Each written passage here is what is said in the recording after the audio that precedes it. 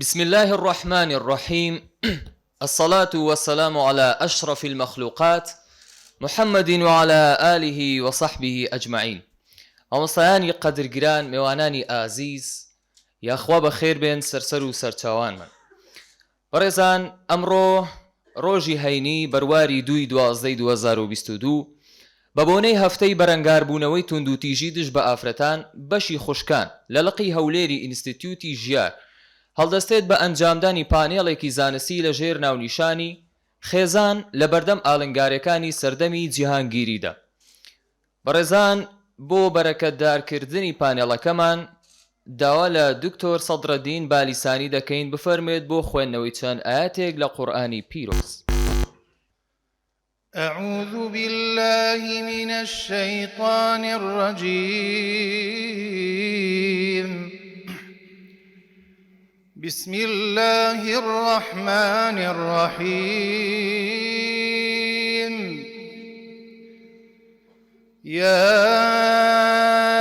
أيها الذين آمنوا قوا أنفسكم وأهليكم نارا وقودها الناس والحجارة عليها ملائكة غلاظ شداد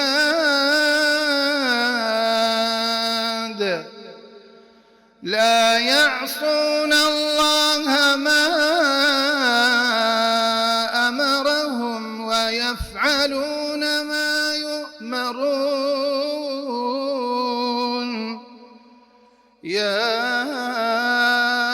أيها الذين كفروا لا تعتذروا اليوم إنما تجزون ما كنتم تعملون. يا أيها الذين آمنوا توبوا إلى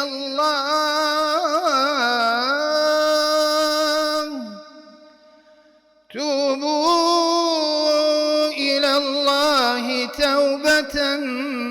نصوحا عسى ربكم أن يكفر عنكم سيئاتكم ويدخلكم جنات تجري من تحتها الأنهار يوم لا يخزي الله النبي والذين آمنوا معه نورهم يسعى بين أيديهم وبأيمانهم يقولون ربنا أتمم لنا نورنا واغفر لنا إنك على كل شيء قدير. يا أيها النبي جاهد الكفار والمنافقين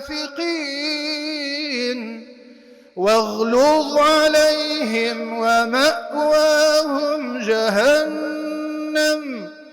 وبئس المصير. ضرب الله مثلا للذين كفروا امرأة نوح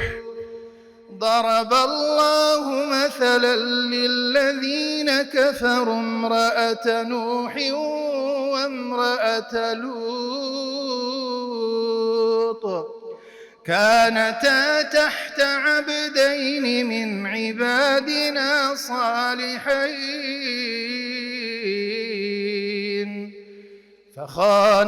فخانتاهما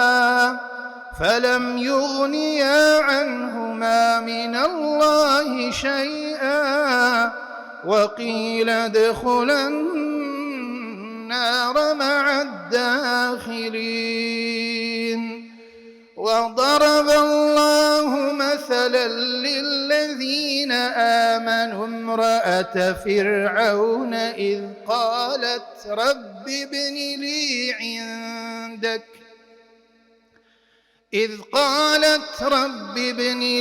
عندك بيتا في الجنة ونجني من فرعون وعمله ونجني من القوم الظالمين. ومريم ابنة عمران التي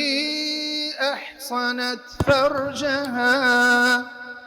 فنفخنا فيه من روحنا وصدقت بكلمات ربها وكتبه وكانت من القانتين.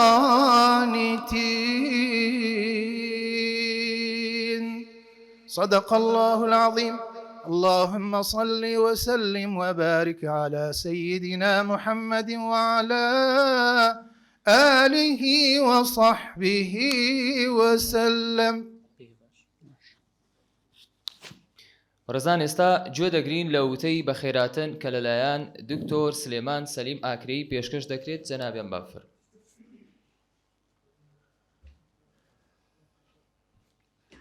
بسم الله الرحمن الرحيم. الحمد لله والصلاة والسلام على رسول الله وعلى آله وصحبه ومن والاه. أما بعد، بەڕێزان بەناوی ئەنجومەنی لقی هەولێری ئینستیتوتی ژیار بۆ پەروەردە و گەشەپێدانی مرۆیی بە خێراتنەکی گەرمی هەموو لایەک دەکەین. هەموو ئامادەبووان بە تایبەتی مامۆستا بەڕێزەکان، حەقەت هاتنتان نیشانەی وەفاداریتانە لە بوو ئاینتان، لە بوو نیشتیمانتان، لە بوو خێزان و ڕۆلەکانتان، لە بوو منداڵ و نەوەکانتان. هاتنتان لە بوو جێگرتن لەو بابەتە گرنگە و هەستیارە بەڕاستی بەس تەنیا خوای گەورە پاداشتان بدەتەوە. بەخێر بێن یاخوا. و دەستخۆشیەکی گەرمم لە بوو بەشی خوشکانی لقی هەولێرەکەم کە بڵێن ئەوان هەڵسان بەو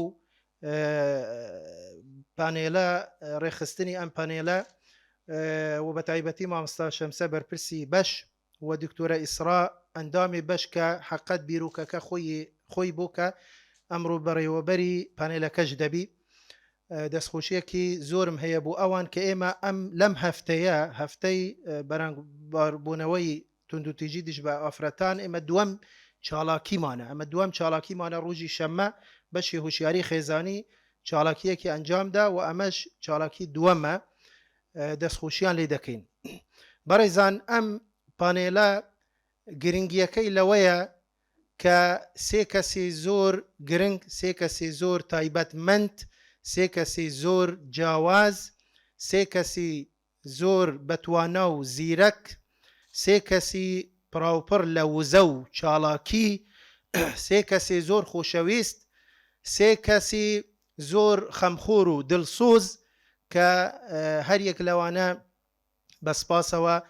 بابەتێک پێشکەشەکە. بۆیە بەڕاستی دەمەوێت یەک بە یەکیان سپاسیان بکەم. سەرەتا جەنابی دکتۆر موسەنا ئەمین، ئەندامی پەرلەمانی عێراق، کە بەسپاسەوە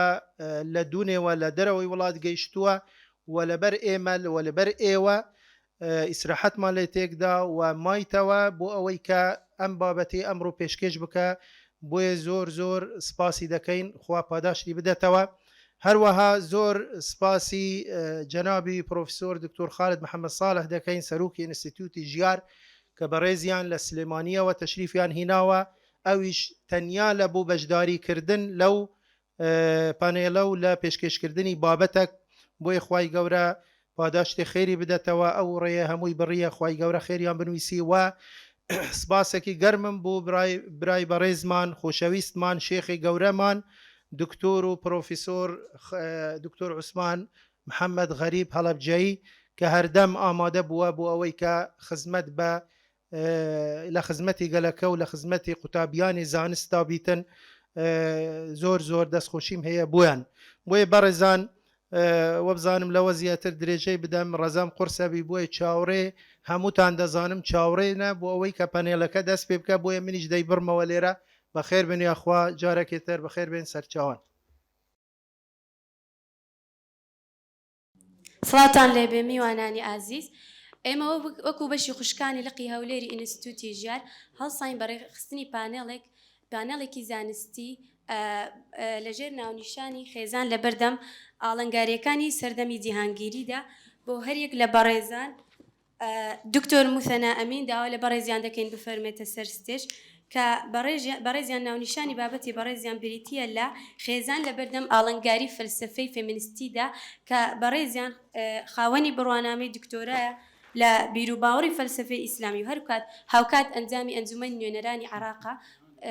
و هەروەها بەڕێز دکتۆر خالید محەممەد بفەرمون کورسیەکەم کات ئێرە بەڵ و هەروەها پرۆفیسۆر دکتۆر خالید محەممەد ساڵح کە ناونیشانی بابەتی بەڕێزیان بریتیە لە داوا لە بەڕێزیان دەکەین بفەرمێتە سەر ستێژ کە ناونیشانی بابەتی بەڕێزیان بریتیە لە خێزان لە بەردەم ئاڵنگاری فەلسفەی جێندەری کە بەڕێزیان مامۆستای زانکۆیە لە کۆلێژی یاسا لە زانکۆی سلێمانی و هەروەها ناونیشانی بابەتی بەڕێزیان بریتیە لە خێزان لە بەردەم ئاڵنگاری فەلسفەی جێندەریدا کە بەڕێزیان خاوەنی بڕوانامەی دکتۆرایە لە یاسا و زانستە ئیسلامیەکان هەروەها مامۆستای زانکۆیە لە کۆلێژی یاسا لە زانکۆی سلێمانی هەروەها زۆر بەڕێز پرۆفیسۆر دکتۆر عوسمان محەممەد غەریب هەڵەبجەی داوا لە بەڕێزیان دەکەین کە بفەرمێ بێتە سەر ستێژ کە بابەتی بەڕێزیان بریتیە لە بە ئاساییکردنی پلانی جێندەری بەڕێزیان مامۆستای زانکۆی لە کۆلێژی زانستە ئیسلامیەکان هەروەها وتاربێژی مزگەوتی بەختیاری لە شاری هەولێر زۆر بەخێر بن.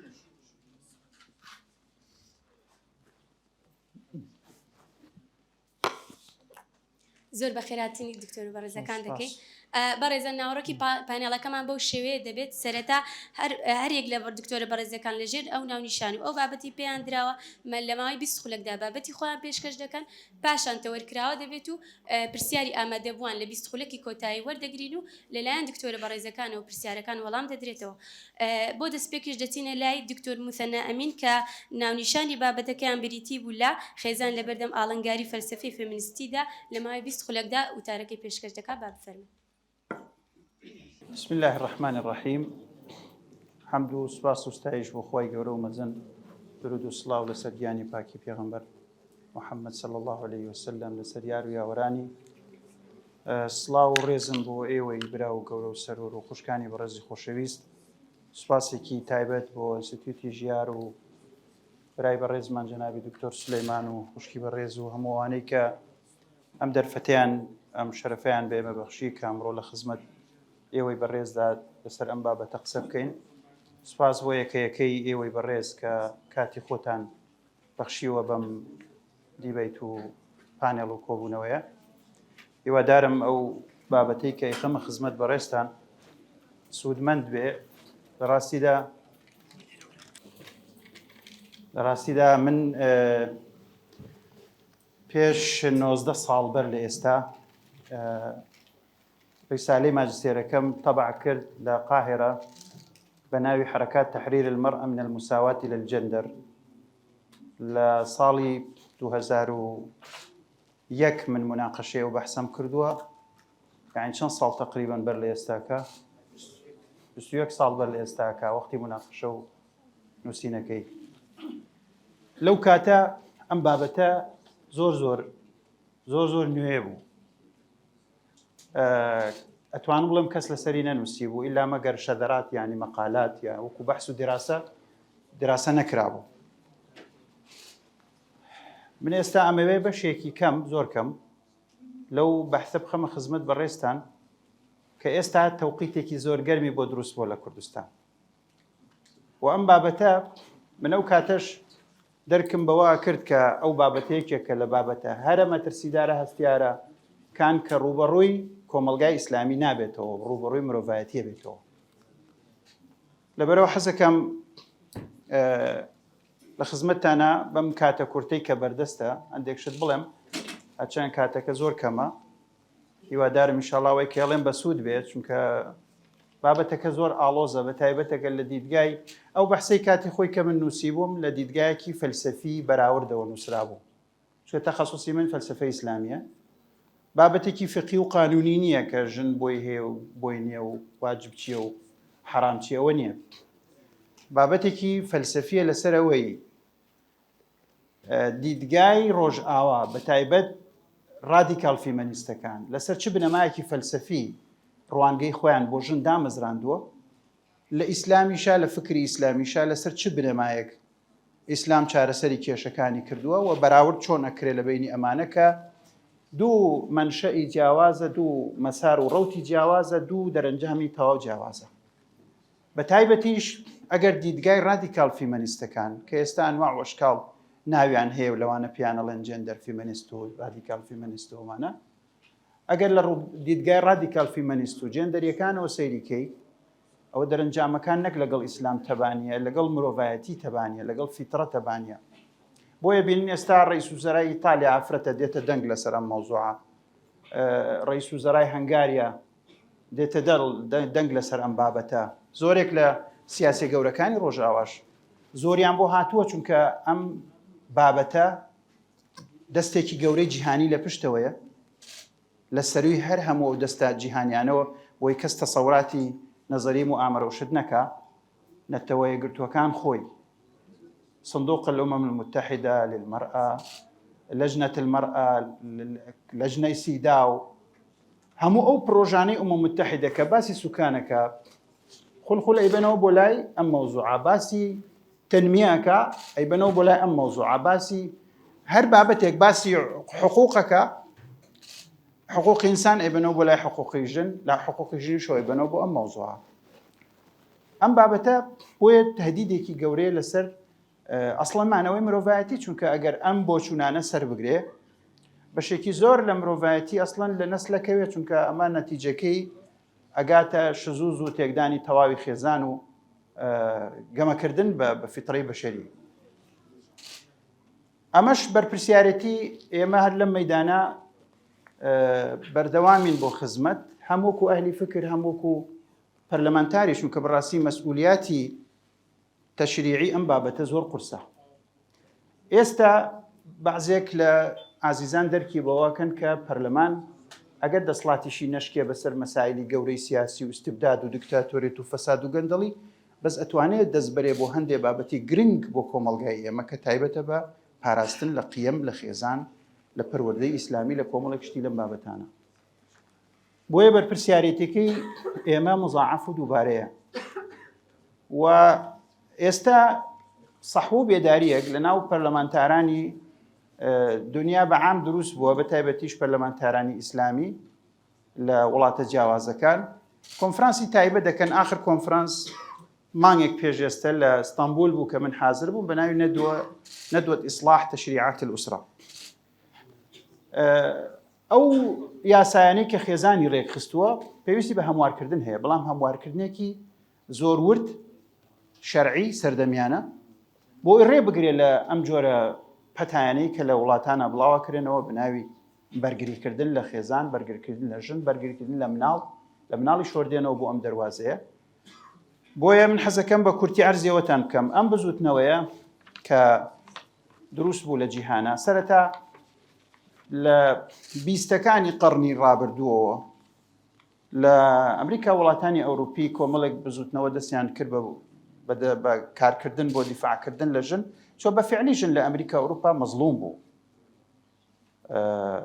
مافی نەبوو دەنگ بداوەکو هاوڵاتی سیر ناکرا لە زۆرێک لە وڵاتانە ذمەی مالی مستەقلی نەبوو ئافرەت ئێستش تا ئەم لە حەزەیەش شەکوا هەیە لە ئەوروپا لەسەر ئەو ئەی کە ئەو ئەجرەی ئافرەت وەریەگرێ کەمتر لەو ئەجرەی پیا وەریەگرێ لەبەرەوە کۆمەڵێک قەزایی حەقیقی هەبوو بۆیە کۆمەڵێک بزوتنەوە دروست بوون بە ناوی وومەن لیبریشن موڤمنت کە باسییان لە ئازادکردنی ژن و مافی ژن و ئەو شتاناکە بەس ئەو کاتە ئەم موسساتی ئەم حرەکاتانە وشەی مەرئیان بەکارهێنا ژن وومن کەم لە دوای شەستەکانەوە مەوجەیەکی ڕادیکاڵی دروست بوو کە دەرەنجام بوو لە گەشەکردنی زیاتری عەلمانیەت دەرکەوتنی ئاساری فەلسەفی و ئیجتیماعی پۆست مۆدێرنیزم و هەروەها دەرکەوتنی ئاسەواری کارەساتباری کۆمەڵایەتی جەنگەکانی جیهانی و دەرکەوتنی شۆڕشی پیشەسازی ئەمانە هەرسێکیان بە یەکەوە کۆمەڵێک واقعی نوێیان دروست کرد لە وڵاتانی ئەوروپی کۆمەڵێک ڕەوتی فکری گەشەی کرد کام ڕەوتە فکریانە تەبانە بوون لەگەڵ چەمکی خێزان چەمکی ژن وەکو ئەوەی کە ئێمە تێگەین دەرەنجام ئەم مەفهومە گۆڕا لە Women Liberation Movement بوو بە فيمينيزم موفمنت بوو بە فيمينيزم علاقەی بە فیمێڵ و فیمینینەوە یعنی علاقەی بە ئونوثەوەیە ئونوثەش فەرقی چییە ژن لەگەڵ مێینە ژن بریتیە لە مێینە لە سیاقێکی کۆمەڵایەتی مێینە زائیدەن سیاقێکی کۆمەڵایەتی یەکسانە بە ژن بەڵام یعنی سیاقی کۆمەڵایەتی یعنی چی یعنی پەیوەندیەکانی مێینە لەگەڵ برا لەگەڵ مێرد لەگەڵ کچ ئەبێتە ژن ئەبێتە خوشک ئەبێتە دایک ئەبێتە ئەم شتانە مێینە لەگەڵ سیاقێکی کۆمەڵایەتی بەس مێینە بەبێ ئەو سیاقە کۆمەڵایەتی ئەبێتە کائینێکی بایۆلۆژی کە لە بەرامبەر کائینێکی تری بایۆلۆژی کە نێرینەیە دائەنرێ بۆ ئەوەی کە پەیوەندی ئەم دوانە لەسەر ئەساسی تەکامل و یەکتری تەواوکردن نەبێت لەسەر ئەساسی سراع و کێبەرکێ و ندیەت بێت ئەم گۆڕانە لەفزیە لە ناوی ئەم بزوتنەوانە ئەساساً تعبیر لە گۆڕانێکی فەلسەفی قوڵەکە لە جەوهەری فکری ئەم بزوتنەوانە لە Women Liberation Movement بۆ فيمينيزم ئەمە تەتەورێکی فکری بەرچاو بوو لەوە دووە بەمەوە نەوەستا ئەمانەش یەکێک لە بنەماکانی کارکردنیان بریتیە لە مەبدەیەک کە ئیشی لەسەرەکەن بە بەردەوام کە بریتیە لە إعادة صياغة اللغة reconstruction of language يعني تأسيسکردنەوە دامەزراندنەوەی زمان بەهینێکەوە بە دەها و زیرەکێکی زۆرەوە لە ئەنجامی دیراسات یاری ئەکەن بە وشە بە یاریەکی مەقسوود لەبەرەوە گۆڕینی کەلیمەی ومن بە فیمێڵ و بە فێمینیزم یاریەکی مەقسوودە تعبیر لە گۆڕانکاریەکی فکریەکە چونکە ئەم کەلیماتانە سێبەریان هەیە دواتر لە دەیەکانی کۆتایی قەرنی 20 وشەی جێندەر هاتەکایەوە وەکو مەفهومێکی سۆسیۆلۆژی بۆ تعبیرکردن لە جیاوازی کە ڕەنگە برانی عەزیزم زیاتر تیشکی بخەنە سەر من هەرەوە نەڵێم لەسەر هۆکار لەگەڵ لە هێنانی وشەی جێندەر کە جێندەر لە ڕووی گراماتیکیەوە یعنی سێکس یعنی ڕەگەز بەڵام ئەم وشەیە بۆ ئەوە نەهێنراوە باسی ڕەگەز بکە بۆ هێنراوە نکولی لەگەڵ ڕەگەز بکە و بۆ ئەوە هێنراوە معنایەکی کراوە بە ڕەگەز بدا کە لەوێەوە جێندەر ئەبێتە دەستەواژەیەکی پاساودان بە هۆمۆسێکچواڵەتی و شزوز و لادانی جنسی کە جێندەر کۆمەڵێک دەستەواژە بە دەوریا ئەسوڕێتەوە کە جێندەر ئیکواڵەتیە و جێندەر ئایدنتیتیە و ئەمانە هەمووی خزمەت بە دامەزراندنی نەسەقێکی فکریەکەن کە باس لەوەکە کە ڕەگەزی ئینسان بە هەڵبژاردننی خۆیەتی نەک بە چۆنیەتی لە دایکبوونی خۆیەتی نەک بە حاڵەتی بایۆلۆجی وەکو ئەڵێن by choice not by birth یعنی بە لەدایکبوون نییە چۆن لەدایک بووی بە نێری لەدایک بوویا بە مێی بەڵکو by choice ینی خۆت هەڵێبژێری لێرەوە باسی لە جێندەر ئایدنتیتیەکەن لێرەوە ئەم کەلیمەیە ئەبێ بە پاساوێکی زۆر ڕوون بۆ شەرعێدان بە شەزوس و جنسی و لادانی جنسی ئەم بابەتانە وەکو عەرزم کردن لە سیاقێکی فەلسەفیە دروست بووە هەروەکو چۆن بە نمونەیەکی ترتان عەرز کەم لەسەر یاریکردن بە وشە چۆن ئەم یاریکردن بە وشەیە هەم تعبیر لە گۆڕانکاریەک لە فکری فەلسەفی ئەو بزوتنەوەیە تعبیرەکە هەم ئێوێ واقعێکی نوێ لەسەر ئەساسە دروست بکە جاران لە ئەدەبیاتی غەربی بە مناڵێکی ناشەرعیان ئەوت illegal baby یعنی مناڵی غێر شەرعی ماوەیەکی بەسەر چوو ئەم مناڵە شەرعیان ناوێکی تریان لێنا ناوێنە بە nature baby یعنی مناڵی طەبیعی ئێستا پێڵێن love baby مناڵی خۆشەویستی سەیری ئەم دەلالاتانە بکەن چۆن معنای نوێ دروستەکە، چۆن ئەمە تەطبیع دروستەکە لە ناو مجتەمەعە، لە شوێنێ پێڵێ مناڵی غێر شەرعی تاگاتەوە پێ بڵێ مناڵی خۆشەویستی. لەبەر ئەمە یاریکردن بە وشە نییە و بەشێکی زۆر لە کاری ئەم هینانە، کاری ئەو کەسانەی کە لە ڕووی سۆسیۆلۆژیە، لە ڕووی قانونی لەسەر سیدا و لەسەر ڕێکەوتن نامەکانی پەیوەندیدار بە سیدا و ئیشەکەن زۆر ورد بە باحسی گەورە بە سەرفکردنی ملیۆنەها دۆلار بۆ لێکۆڵینەوە لەسەر چۆنەتی دۆزینەوەی وشەی نوێ کە خزمەت بە تەطبیع ئاساییکردنەوەی ئەم چەمکانە بکە لە ناو دنیای سەردەم. کێشەی ئەم بزوتنەوانە ئەوە نییە کە ئەمانە کۆمەڵێک خەڵکی پراوێزخراو نین بۆ خۆیان فەلسەفە لێدەن و وەکو بەعزێ دابڕاوشت مەسەڵەن قسە بکەن جەماعەتی دابڕاوشتیوە دابڕاو وەکەوەشت ئەو شتانە نییە، ینی بازێ کەس لە گۆشەیەکی شارێکە لە وڵاتێکا بخوان فەلسەفە لێبن، نامانەوە نین. ئەمانە خەڵکی بەتوانان ملیارەها دۆلاریان بهی نێودەوڵەتی بەدەستەوەیە کە تەمویل و دامی ئەو جۆرە پرۆژانەی لێ بکەن کە ئەم کارانە بڵاو کاتەوە. لەوەش مەترسیدارتر ئەمانە چەکی یاسای نێودەوڵەتیان بەدەستەوەیە کە سەردەمێک دێ وەکو چۆن لەسەر دروستکردنی شەڕ یا غەسبکردنی ئەقلیمی دەوڵەتێک ئێستا جەنگ دروست دەبێت لە عالەم، ئەگەر ڕێ لەم بزوتنەوەی نەگیرێ وا ئەکا کە سبەینێ مەجلیسی ئەمن بە بەندی حوتەمی مەجلیسی ئەمنەوە کە ڕێگادا هێز بەکاربێنرێ بەرامبەر بەو دەوڵەتانەی کە خازع نابن بۆ یاسای نێودەوڵەتی، دوورنیە لە مستەقبەلی دوای 10-20-50 ساڵی تر ببینی کە ئەنجومەنی ئاسایش سەرپەرشتی سەپاندن و فەرزکردنی ئەو بیرۆچوونانەکە کە ئەم برادرانە تعبیری لێەکەن. من کاتێکم بەحسە مەنووسی لە بیدایەتی قەرنی تازە لە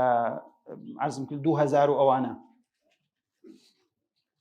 پرۆفسۆرێکی ئەمریکیم بینی بەعزێک لە بۆچوونەکان مقابلەیەکی زانستیم لەگەڵ کرد و بەعزێک لە بۆچینەکانیم داناوە لەناو بە ناوی کاثرین بالمفۆرث. ئافرەتێک بوو مەسیحی ئەمریکی، پرۆفیسۆری قانون و یاسا بوو، بەڵام لەوانە بوو کە پیان ئەڵێن پرۆفامیلیان، ئەوانەی کە تەئیدی پشتیوانی خێزانەکەن، ئەم خێزانی سروشتەیە کە ئێمە ئەیناسین. قسەی زۆر گرنگی کرد من لە کتێبەکە نووسیومە، بەس یەکێک لەوانە ئەو زانیاری باس کرد، وتی ئەوانەی کە تیمەکانی نەتەوە یەکگرتوەکان ئەبەن بەڕێوە بە تایبەتی لیژنەی ژنان و لیژنەی سیدا و لە ئومەم متحیدە، ئەمانە پێگاتوون لە سێ گرۆپ. گرۆپێکیان ئەم ڕادیکال فیمەنیستانن کە زۆر سەرسەختانە و تۆندڕەوانە لەسەر ئەم مەفاهیمە ئیشەکەن. گرۆپێکی تریان هۆمۆسێکسوال و شازە جنسیەکانن کە گەی و لیزبیان و ئەمانن. گرۆپێکی تریشیان ئەوانن کە دژە خێزان و دژە ئینجابن. ئەم زۆربەی دەسڵاتداران بەڕێوەبەرانی ئەم پرۆژەیە لە ناو نەتەوە یەکگرتوەکانە ئەم سێ جۆرە تیمن. و بۆ زانیاری بەڕێستان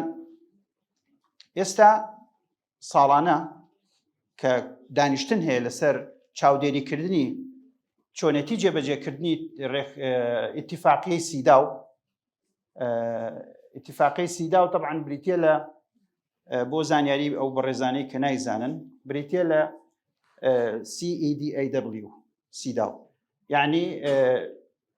Convention for Elimination all of Discrimination Against Women، یعنی ڕێکەوتنامەی لە ڕیشەهێنانی تەواوی جیاوازیەکان دژ بە ژنان. ئێتر لە وشەکانی عنوانەکەەوە سەیریکە کە ئلیمینیشن یعنی لە ڕیشەهێنان بۆ دەرەکەوە بە چه عەقڵێتێکی چۆن نووسراوە. و هەموو ئەم بابەتانەی کە ئێستا من و مامۆستایانی بەڕێز و دەیان خەڵکی تر لە دنیا باسیەکەن کە بەشەریەت، خێزان، دایکایەتی، باوکایەتی، ژنێتی، پیاوێتی هەمووی لە بەردەم مەترسیایە، پەروەردە، قیەم، دین. ئەمانە هاتوون ئەمانە ئێستا ساڵانە سەرپەرشتی جێبەجێکردنی ئەم ڕێکەوتنامە نێودەوڵەتیەکەن کە لە 1979 ئەم دانراوە بۆ ئیمزاکردن و ئێستا تقریبەن هەموو دەوڵەتانی دنیا ئیمزایان کردووە، ماوەتەوە سەر ئەو ئیمزایە تەصدیق و مصادقە بکرێ لە پەرلەمانەکانی ئەو وڵاتە. کێشەیەوەشەوەی ئەم سیداوە ئەم ڕێکەوتنامە بەناو نێودەوڵەتیە هەرچی ئەم بیر و بۆ چوونە متەتەڕیفانەی کە ئێستا من باشێکیم ئاماژە پێکرد لە خزمەت بەڕێستانە و دەیانی تریش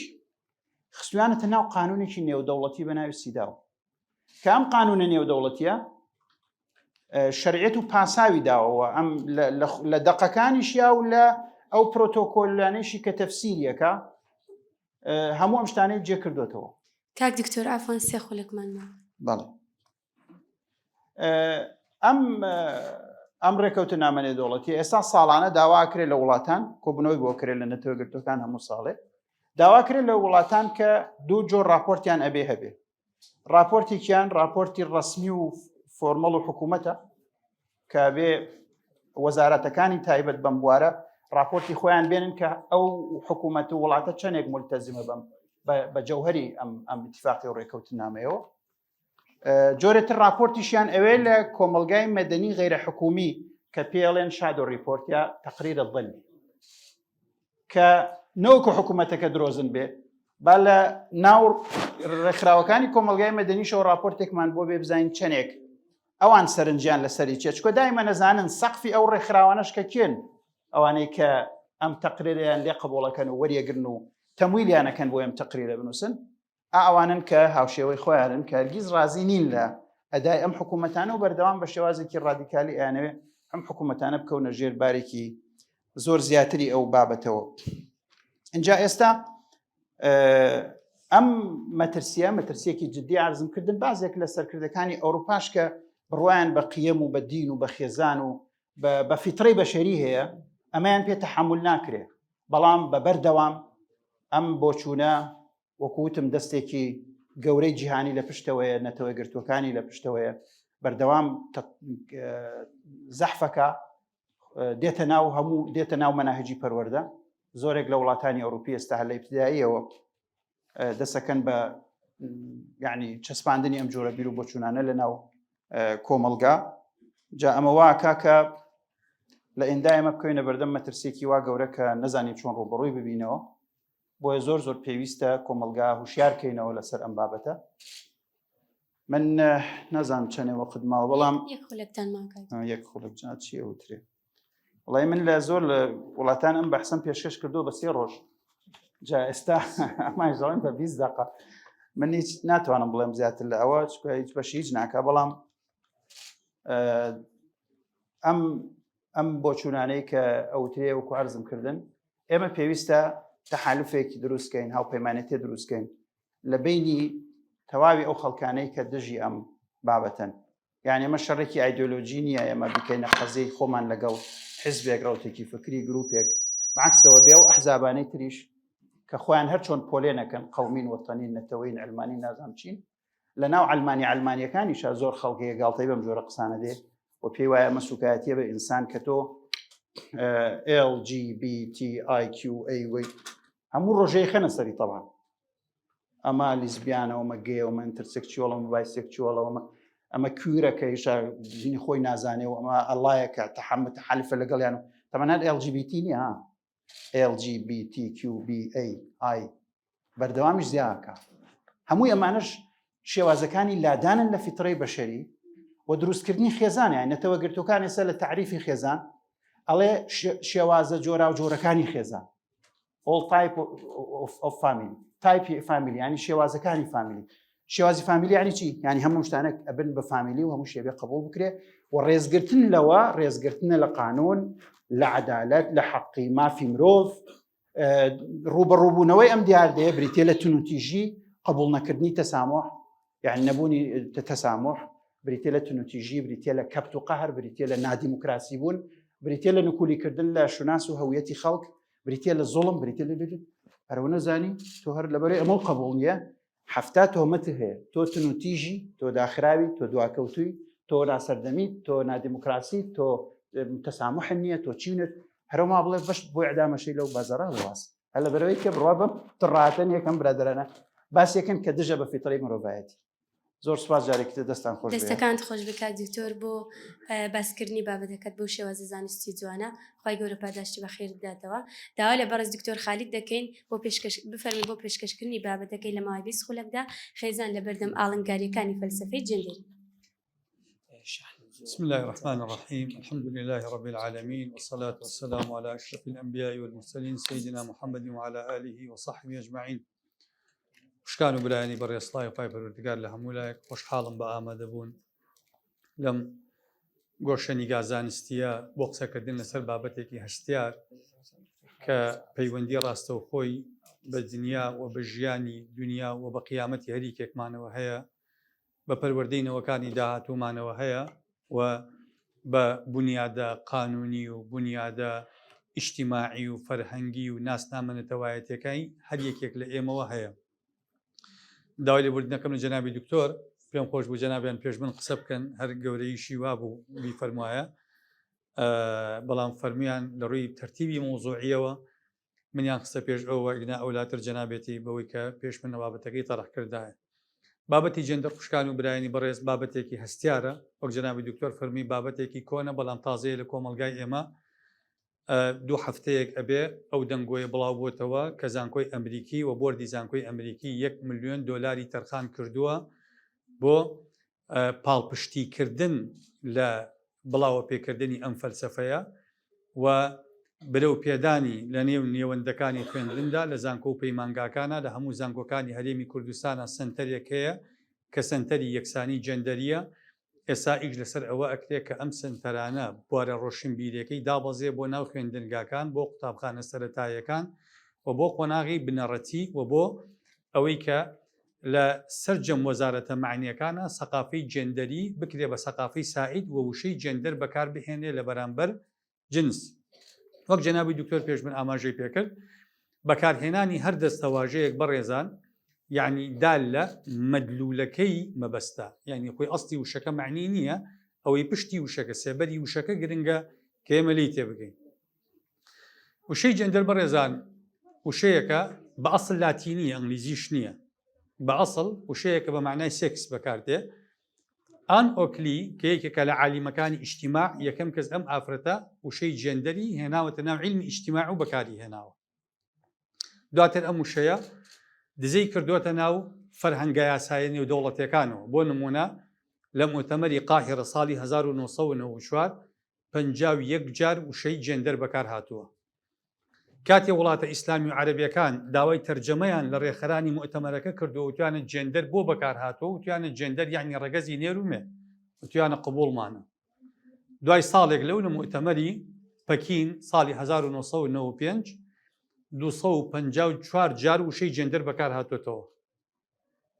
لە وەثیقەکانی مؤتەمەرەکەی. ئەم جارە دیسانەوە داوای تەوزیحیان کردووە وتوانە بۆچی وشەی جنس بەکارنایێنن بۆشی وشەی جێندەر بەکارهێنن.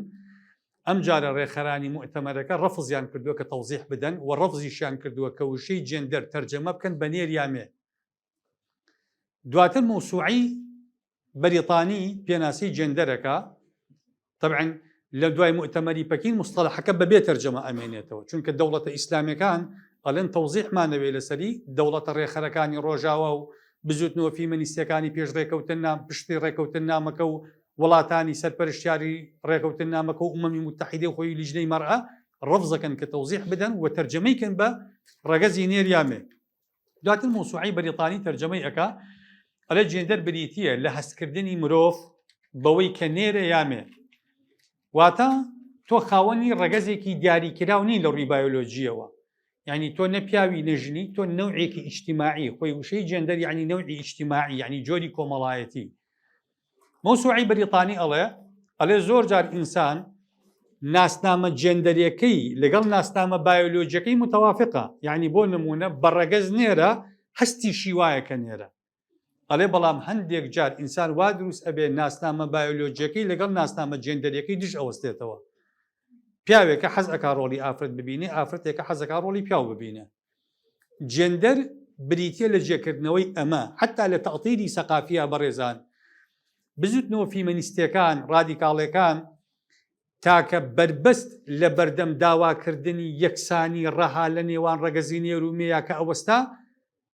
بریتی بوو لە جیاوازیە بایۆلۆجیەکانی نێوان ژن و پیاو. یعنی بۆ نمونە تۆ چی لە ڕەحمەکەی، چی لە هێلکەدانەکەی، تۆ چی لە بۆ نمونە سوڕی مانگانە ئەەکەی، چی لە خوێنی دوای مناڵبوونەکەی، و چی لە صیفاتی بایۆلۆجی ذکورە و نێرینە ئەەکەی، چ ئەندامە ظاهیریەکانی مرۆڤ، چ ئەندامە باتینیەکان، مەسەلەن ڕەحم گودەیەکی بۆ نمونە ئەندامێکی جنسی داخلیە، بۆ نمونە مەبیض یا میبیاض داخلیە، جسمە ظاهیریەکانیش دیسانەوە ئەوانە دەلالاتی ئونوثەن. غەرب بۆ ئەوەی زاڵ بێ بەسەر ئەمەیە و بزوتنەوە فیمەنیستیەکان بتوانن داوای یەکسانی ڕەها بکەن، هاتن ئیبداعیان کرد لە دۆزینەوەی وشەی جێندەرە، بۆ چکە وژەی جێندەر ئیتر تێپەڕاندنی هەموو جیاوازەکانە، چکە تێو ئیتر مرۆڤ لەسەر بنەمای جنسدا بەش ناکەی بڵێ نێرومێ، پێی ئەڵێ نەوعی ئیجتیماعی، پێی ئەڵێ جۆری کۆمەڵایەتی، کەواتە ئەم کەسە جۆرێکی کۆمەڵایەتیە. یەکێک لەو کتێبانەی کە نەتەوە یەکگرتوەکان چاپیان کردووە، کتێبی ئەلئوسرە و تەحەدیات المستەقبەل، خێزان و ئاڵنگاریەکانی داهاتوو. دواڕۆژ لەم کتێبەیە نەتەوە یەکگرتوەکان ئاماژە بەبوونی 12 جۆر خێزانەکەن و شەرعیەتی پێئەدەن، نەک ئەو خێزانەی کە یاسای باری کەسێتی عێراقی پێناسەی ئەکا، کە یاسای باری کەسێتی عێراقی لە مادەی 4 پێناسەی خێزانەکە ئەڵێ الزەواج عەقد بین رجل و ئیمرأة، بریتیە لە گرێبەستێک لە نێوان ژن و پیاوێکە. مەفهومی مخالیفی مادەکە ئەم عەقدە لە نێوان رجل و رجل و ئیمرأة و ئیمرأة ناکرێت. ئەو کە پێناسەی جێندەرەکە لەم و دوا پێناسەی ئوسرە، پێناسەی خێزان کە ئەکاتەوە ئەڵێ عەقد بین شخصین، یا ئەڵێ مجموعة من الأفراد کە پێناسەی خێزانەکە يعيشون معا،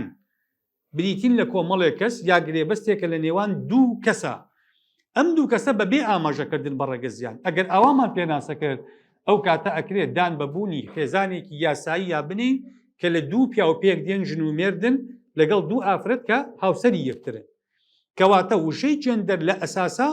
بۆ تێپەڕاندنی بربەستەکانی داخوازی یەکسانی ڕەهای نێوان ژن و پیا بوو، دووەم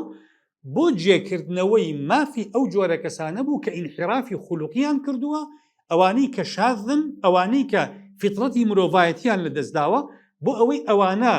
مافی یاساییان پێ بدێ کە خێزان دروستکەن. چۆن خێزان دروستکەن؟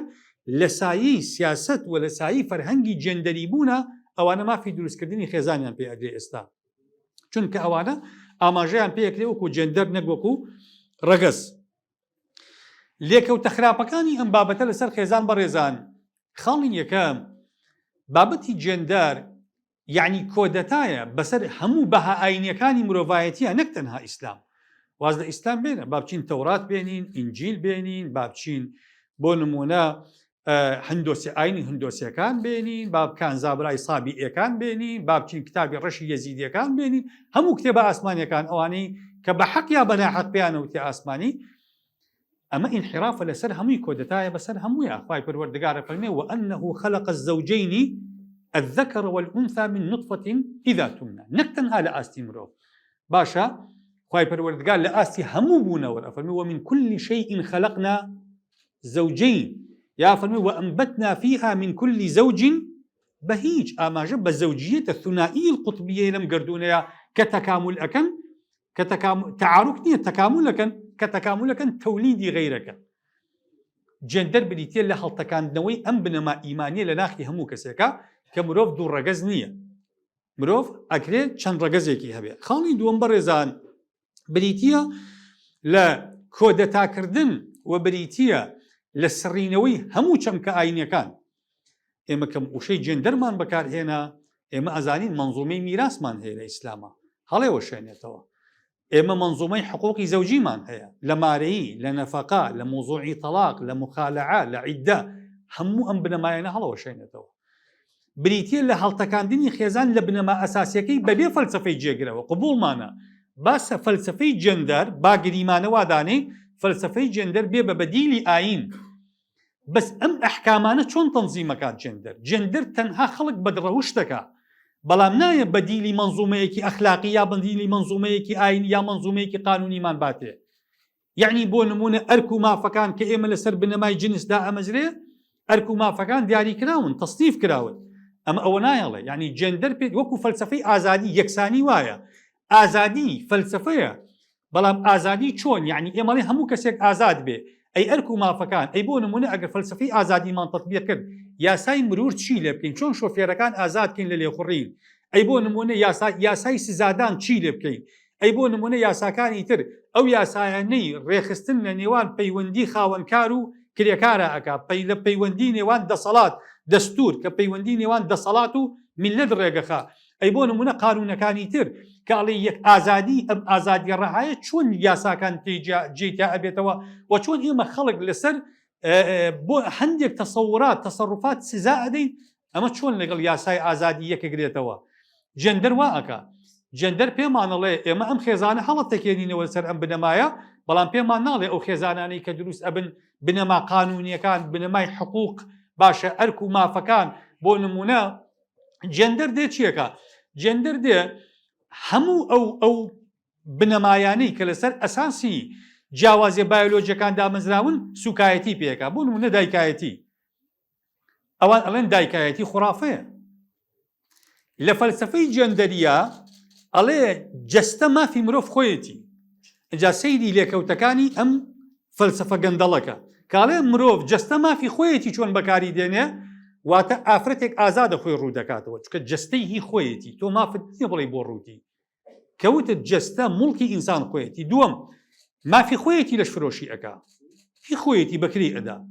تۆ چ پەیوەندیت هەیە کۆتیکەی بە چ قانونێک تۆ ڕێی لێ ئەگری ئەگەر ئەم فەلسفەیان سەلماندمان بەوەی کە جەستە مافی مرۆڤ خۆیەتی خاڵێکی تر مافی خۆیەتی هاوسەرگیری لەگەڵ هەر کەسێکی تر ئەکا ڕەگەزی خۆیەتی یا ڕەگەزی بەرامبەرە ئەو جەستەی مافی خۆیەتی لەگەڵ کێ بەکاری دێنێ تۆ بەچی یاسایەک ئەتوانی ڕێگەی لێ بگری خاڵێکی تر مافی خۆیەتی مناڵ لە بارە با یا مناڵە خاتەوە کە ئەمانە هەمووی تاوان دەشت بە مرۆڤایەتی یعنی هیچ ئافرەتێک هەڵگری مناڵ نابێت کە تۆ دایکایەتی وا ڕسوا ئەەکەی لە پێشاوی ئەڵەی دایکایەتی خوڕافەیە ئەفسانەیە کێ و تۆتی تۆ دایک بە کێ و تۆتی تۆ 2 ساڵ شیردەر بە 9 مانگ هەڵگر بە چەند ساڵ حاضینە بە و بەخێوکەر بە کێ و تۆتی ئەمە بکە ئەڵێ ئەمانە ئەسڵن خوڕافاتن ئەمانە ئەفسانن ئافرەت مولزەم نیە ئەمانە بکە ئافرەت جۆرێکە وەکو پیاو بۆ پیاو دایکایەتی ناکە بۆ ئافرەت دایکایەتێک بە ئەگەر ئێمە جێندەرین و نەوعی ئیجتیماعین کێوتی تۆوا بە کەواتە جێندەر دێ هەموو ئەمانە هەموو ئەم چەمک و بنەمایانە ئەسرێتەوە خاڵێکی تر بەڕێزان هەموو ئەرکە کۆمەڵایەتەکانی ژەسرێتەوە لە خێزانە یعنی بۆ نمونە ئێستا لە ماڵە ئێمە ئەرکی ژن و پیاو دیارە ئەو دێ سەر ڕای ئەوەی بنەما سێکسیەکان هەڵەوەشێنێتەوە بنەما وەزیفەکانی هەڵەوەشێنێت یعنی ئەرکی بەڕێوەبردننی ماڵ ئەو ئیمانی بە قەوامە نییە ئەسڵەن ئیمانی بە دایکایەتی نییە ئیمانی بە باوکایەتی نییە جێندەر ئەمانە هیچی لە کۆمەڵگە جێندەر یەکێک لە بنەما سەرێکیەکانی دژایەتیکردنی خێزانە بۆ ئەڵێ چونکە خێزان یەکەم بازگەی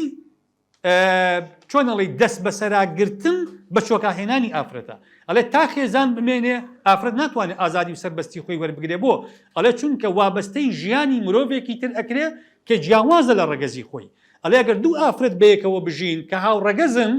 ئەڵێ ئەم دوانە لە ناخی یەکتر تێ ئەگەن لەگەڵ یەکتر هەڵ ئەکەن کەسیان ئەویکیان ناچەوسێنێتەوە ئەڵێ کە ژیانی وابەستەی ڕەگەزی بەرامبەر ئەبێ ڕەگەزی بەرامبەر لە بەدافعی بنەما ڕەگەزیەکە ئیچەوسێنێتەوە ئەڵێ ئافرەت هەموو ماف و ئازادیەکانی خۆی لەدەست ئەدا کەواتە ئەبێ ئێمە ئیش بکەین لەسەر هەڵتەکاندنەوەی ئەو خێزانانەی کە لەسەر بنەمای ڕەگەزی جیاواز پێک دێن ئێمە کاتێک دەتوانین ئافرەت ئازادی تەواو یەکسانی تەواوی بۆ دەستەبەر و فەراهەم بکەین ئەگەر ئافرەت لەگەڵ ئافرەت ژیە فەلسفەی جەندەر ئیش لەسەر ئەوە ئەکا کە ئەم ئەرکە وەزیفیانە لە چوارچێوەی خێزانە هەڵەوەشێنێتەوە کەواتە ئەو شەڕاکە ئیجتیماعیەی کە ژن و پیاو هەیانە بەیەکەوە کە دایک و باوک هەیانە بەیەکەوە کە خوشک و برا هەیانە بەیەکەوە کە باوک و کچ هەیانە بەیەکەوە جەندەر لە بنەڕەتا هەڵێوەشێنێتەوە شەڕاکە ئیجتیماعی نامێنێ مجتەمەعێکی تاک جەمسەری دروست ئەکا کە بریتێ لە مجتەمەعێکی مێگەرایەتی کە ئونثەویەتە یا مجتەمەعێکی ذکوری کە ئەو ئیمانی بە شەراکە لە بینی ئەم دوو ڕەگەزەیان نییە با پیاوەکان بۆ خۆیان بچن زەواجکەن لەگەڵ یەک ژن بۆ خۆی زەواجکان لەگەڵ یەک دوایی ئێمە وەکو مجتەمەعی دەیناسوڕات ئینقیراض دەکەین نامێنین کۆمەڵگای مرۆڤایەتی تەوالود ناکە ئەگەر ئافرەتێک وا سەیری ڕەگەزی بەرامبەر بکا مێردەکەی کە شەوسێنەرێتی کە ئەم هۆکاری هەموو مەینەتیەکانێتی کە کە ئەمە خوڵقێنێ فەلسەفەی جەندەری ئەو کاتە ئامادەنی زەواجی لەگەڵا بکە ئەسڵەن بە چاوی حەقد و ڕق سەیری ئەکا.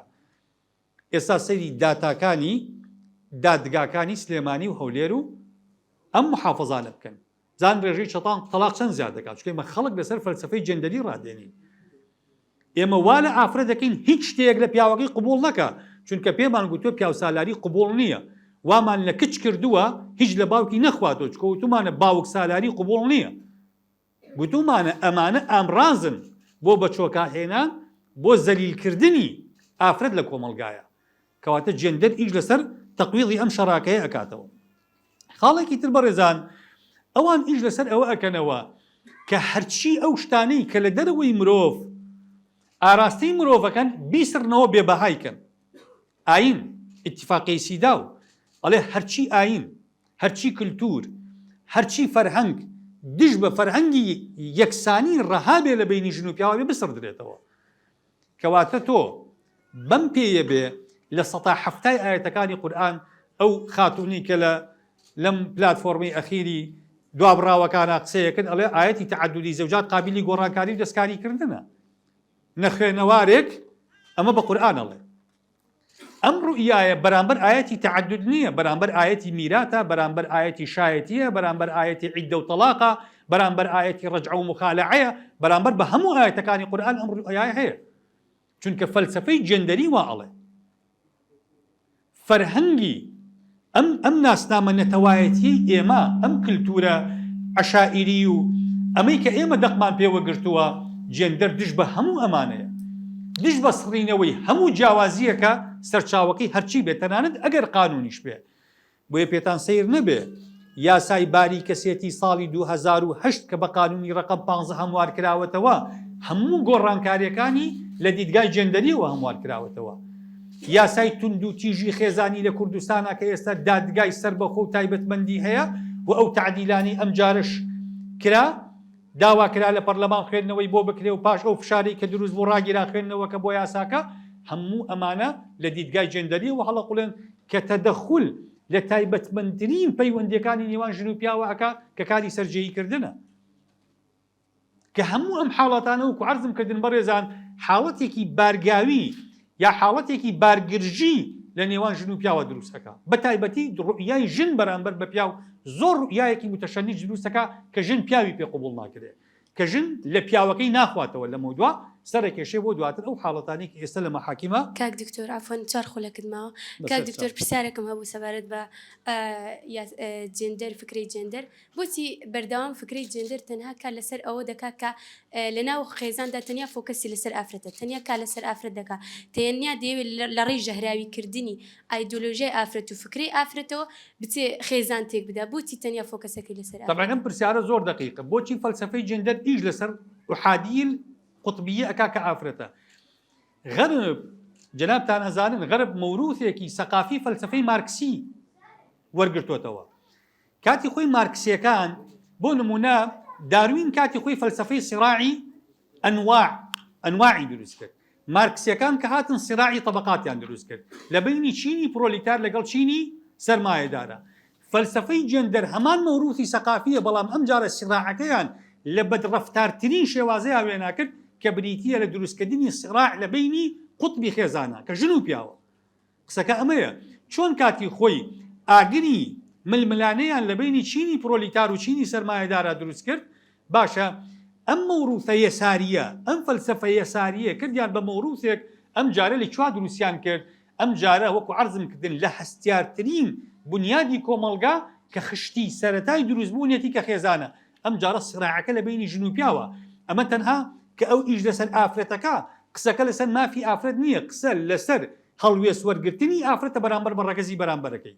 قسە لەسەر لێکترازانێکی کۆمەڵایەتیە قسە لەسەر خۆشکردنی ئاگری سیراعێکی طەبەقیە ئەم جارە لە بینی ژن و پیاوە کە مناڵە بێ بە زەحیەکەی کە کۆمەلگا بێ بە زەحیەکەی یەکێکی تر لە لێکەوتە خراپەکانی جێندەر بەڕێزان بریتە لە شۆڕکردنەوەی ئەم فکر و فەلسەفەیە بۆ ناو ناوەندەکانی خوێندن کە ئێستا ئیشی لەسەرەکەن کە ئیش لەسەر دروستکردنی ڕاهێنەرەکەن بەیانی مناڵێکی مڕاهق باش ئەو ئەچێ بەم ڕوئیایە گۆشی ئەکا ئەو فێری هاوڕەگەزخوازی ئەکا ئەڵێ تۆ هەڵگری هیچ ڕەگەزێک نی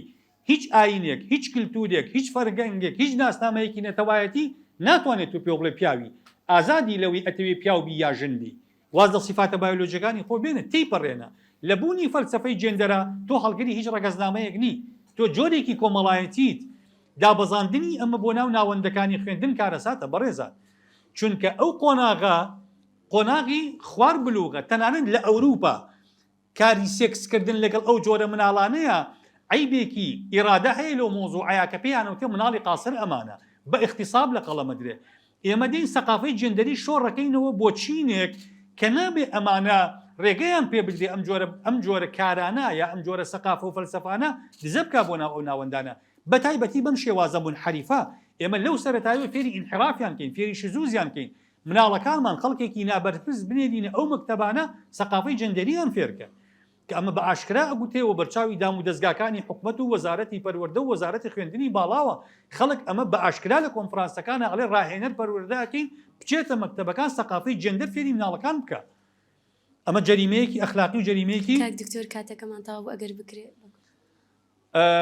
بەهەرحاڵ بەڕێزان ئەم بابەتە زۆر قسە هەڵەگرێ وەکو جەنابی دکتۆر گوتی یعنی بابەتی فەلسەفەی جێندەر ئەمڕۆ ئایدیایەکە وەکو چۆن ئاینێکی سربەخۆ ئەم ئایدیایە لە غەربا ئێستا دەیەها کۆنگرەی نێودەوڵەتی لە سیداو لە پەکین لە ئیتیفاقیەی نەیڕۆبی باشە لە هەموو ئەمانە خراپترین لێکەوتەکانی ئەم ڕێکەوتن نامە نێودەوڵەتیانی کە لەسەر پرسەکانی ژنانەکرێ بەرگەکانی ڕێکەوتن نامەکان سیفەی ئیلزامیان هەیە بۆ دەوڵەتان هەر ڕێکەوتن نامەیەکی نێودەوڵەتی جارانەکرا وڵاتانی بەشداربوو مافی تەحەفوزیان هەبوو لەسەر ئەو بڕگانەی کە لەگەڵ یاسانی و خۆیەکانیان نەک ناکاتەوە ئیتیفاقی سیدا و هەندێک لە ئیتیفاقیەکانی تر ئێستا مافی تەحەفوز نادا بە هیچ دەوڵەتێک بە هیچ باگراوندێک نە ئاینی نە عورفی نە قانونی تەحەفوزی هەبێ لەسەر بڕگەکانی سیدا و ئەبێ وەک خۆی جێبەجێیکە وە وڵاتانیش من ئەوەی کە ببوورە دکتۆر یەک دقە ئضافەم بیتێ تەنانەت حکومەتی هەرێم بەڕێزان پێتانوانە بێ هەموو کار بەدەستانی ئەم حکومەتە حیزبەکانی ئەم حکومەتە بە عەلمانیەکانیشەوە لەگەڵ ئەم دیدگا و لەگەڵ ئەم ئاراستەیە تەبان بەڵام ئەمە یەکێکە لە پێوەرەکانی هەڵسەنگاندنی مافی مرۆڤ لە وڵاتانە یعنی بەیانی کەنێتەوە یەکگرتوەکان تەقییمی مافی مرۆڤەکە لە کوردستانە ڕێک قسە لەسەر هاوڕەگەز خوازەکانەکە ئایا هاوڕەگەز بازەکان تا چەند مافیان پێدراوە لە کوردستانە ئەمریکا لە کوردستان مەفرەزەیەکی ئاسایش لە سلێمانی شەوێک 4-5 هاوڕەگەز بازی کرد باشە یەکسەر بەیانی قونسولیەی ئەمریکا هۆڵەندا چەندین وڵات ئیدانی ئاساییشیان کرد کە دش بە ئازادیەکانی مافی مرۆڤ هەنگاوەنێ بەڵام بەیانی نیوەی سلێمانی گازی کیمیایی بکە بەسەر قونسولیەی ئەمریکا مدین نییە بووی لە ساڵ 55 خاکی کوردستان کە ئەو حاڵەتە دروست بوو لە ساڵ 55 خاکی کوردستانمان ئێمە لە دەستدا قونسولیەی ئەمریکا نەیگوت کورد 1000 پێشمەرگە لەو شەڕانەیە شەهید بوون هەزارەها برینداریدا کورد لە پێناو شەڕی داعش کە شەڕێک بوو نیابەتەن لە دەوڵەتانی زیری هێز کوردستان کردی ئەمریکا بە یەک بەیان ئیدانەی داگیرکردنەوەی لە ساڵ 55 خاکی کوردستانی نەکرد بەڵام لەسەر 5 هاوڕەگەز باز ئەمریکا بەیانی ئیدانی هێزەکانی یاسایشی سلێمانی کرد کەواتە ئەم ئیرادەیە لەسەر و ئیرادی حکومەتی هەرێمەوەیە ئەمە فەرزەکرێ بەسەر وڵاتانی ئەم منتیقەیە بۆیە ئێمە پێویستمان بە تعبیئەیەکی جەماوەری هەیە پێویستمان بە ڕۆشنبیری خەڵکە ڕۆشنبیری مامۆستاکان ڕۆشنبیری خوێندکارەکان ئەو خەڵکانی بەم ناوە دەچنە ناوەندەکانی خوێندن پێویستە ڕسوا بکرێن گوێیان لێ نەگیرێ پێویستە ڕێگەیان پێ نەدرێ یعنی چونکە ئەمە وەکو عەرزم کردن ئێمە ئاگادارین بە حکمی پەیوەندیمان زۆرێک لە دەسەڵاتدارانی هەرێمە لەگەڵ ئەم تەوەجوهەیە نین چونکە خۆیان بە خاوەنی ئەخلاق ئەزانن خۆیان بە خاوەنی شەرەف ئەزانن خۆیان بە خاوەنی ناسنامەی کوردایەتی ئەزانن کە هەموو ئەمانە جژ بە سەقافە و فەلسەفەی جێندەری بەڵام وەکو عەرزم کردن ئیرادەیەکی نێودەوڵەتی هەیە ئەمە فەرزەکە بەسەر وڵاتانی ئیسلامی و غەیری ئیسلامیشە وصلى الله وسلم وبارك على سيدنا محمد وعلى دەستەکان خۆش بێ کاک دکتۆر داوا لە بەڕێز دکتۆر عوسمان محەممەد غەریب هەڵەبجەیی دەکەین بۆ پێشکەشکردنی بابەتەکەی لە ماوەی 20 خولەکدا لەسەر بە ئاساییکردنی پلانی جێندەری با بەڕێزیان بفەرمێن. بسم الله الرحمن الرحيم الحمد لله رب العالمين والصلاة والسلام على سيدنا محمد وعلى آله وصحبه أجمعين. خوش كان برايان السلام عليكم ورحمة الله وبركاته. بابا كورتي وبا كردي براشكانا وعليم بدريجاي ميجو أوي سيرم كردويتو خوێندبێت ماوە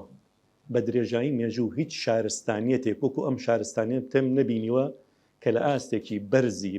بەرزی پێشکەوتنا بێ و قێزەوەنترین شارستانیەت بێ دژی مرۆڤ و مرۆڤایەتی کە ئەنەما ئەم شارستانێتە بۆ دروست کراوە کە مرۆڤ بڕوخێنێ مرۆڤ بڕوخێنێ ئەم بابەتەی کە دوو مامۆسای بەڕێز و زانا و دانەی میلەتەکەمان کە بە وردی چوونە سەری و باسییان کرد هەموو ئاکام و ئەنجامی ئەم بابەتەی کە باس کرا ئەوەیە کە بێ شیرازەی خێزان بپشڕێ لەوەتی مرۆڤ هەیە لە ڕێگای پەیوەندی نێر و مێوە مرۆڤ و وەچەی مرۆڤ بەردەوامی هەبووە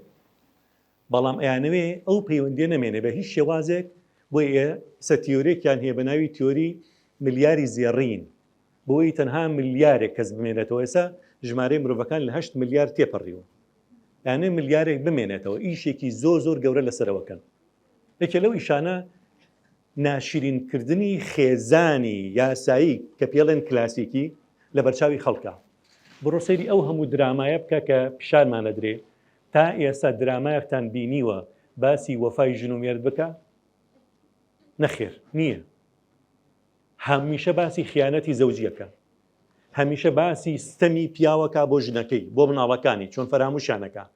بە بەردەوام یاری لەگەڵ مێشکماناکە لەبەرەوەی خێزانەمان لەبەرچاو بکەوێت اینجا دوایە و کۆنفرانس گیراوە بۆ ئەوەی کە ژمارەی خێزان کەم بێتەوە چەندها مؤتەمەر ئەگیرێ بۆ ئەوەی ژمارەی خێزان 1-2 زیاتر نەبێ اینجا دەرگای بەڕڵایی بکرێتەوە لەبەرەوەی خەڵکی ناچار نەبێ هاوسەرگیری بکە ئێستا لە ئەوروپا زۆر کەسێکیش کە ئەبینی پەیوەندی خۆشەویستی لەگەڵ کچێکە هەیە مناڵیشانە بێ بەڵام لە یاسا تۆماری ناکەن چونکە یاسای وڵاتە ئەوروپیانە ئەوەندە زەواجیان سەخت کردووە چونکە لە تەلاقەکەی ئەترسێت هەر کەسێ ژنەکەی تەلاق با یەخسەر نیوەی سەرۆت و سامانەکەی بدا ژنەکەی تر پێویست ناکەم سەرێشە خۆی توشکە ئەبەو شێوازە کارەکەن بۆیە بەڕاستی ئەڵێم ئەم شارستانێتی سەردەما خودی شەیتان سەرپەرشتیەکە ئەم یاسایی جەندەرە کە باسە کرێ ڕێک دژی ئەو ئاەتە سوبحان الله واتەش لە سوورەتی نیسایە کە پەروەردگار باسی شەیتانمان بۆکە ئەڵێ چی؟ ئەڵێ وەلەئاموڕەنەهم فەلەیوغەیڕن خەلق الله ئەمەریان پێکەم هەر بە مرۆڤەکان ئەبێ خەڵقی تۆ بگۆڕن بۆیە ڕۆژنامەنووسێکی ئەمریکی لە ساڵی خۆی باسەکاڵێ ئەگەر لە ساڵی 1950 یەکێک بە ئێوەی بووتایە ڕۆژێک ئێت هاوڕەگەسخوازی کلیسا پیرۆزباییلەکە یاساش ڕێگای پێدا کۆمەلگاش بە شتێکی خراپی نازانێ پیانۆ دەرێت تۆ شێتی بەڕاستی کەچی ئەڵێ ئێستا ئەو شێتی جاران ئێستا بۆتە شەرع بۆتە یاسا بۆتە کارێکی کۆمەڵایەتی و سروشتی لەناو کۆمەلگادا وێ من کاتێ باسی بە